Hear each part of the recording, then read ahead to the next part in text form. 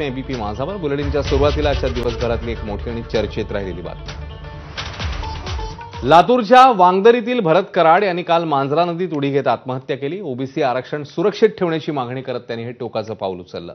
या घटनेनंतर आज ओबीसी नेते छगन भुजबळ यांनी वांगदरीमध्ये जाऊन कराड यांच्या कुटुंबियांचं सांत्वन केलंय. यावेळी भुजबळांनी भरत कराड यांच्या चिमुरडीला मांडीवर घेतलं आणि भुजबळांचे डोळेही त्यावेळी पाणावलेले बघायला मिळाले.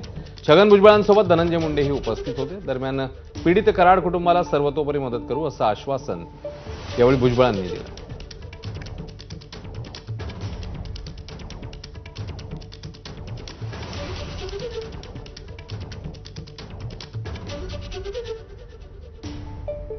दरम्यान कराड कुटुंबाची भेट घेतल्यानंतर भुजबळ काय म्हणतायत तेही बघूया.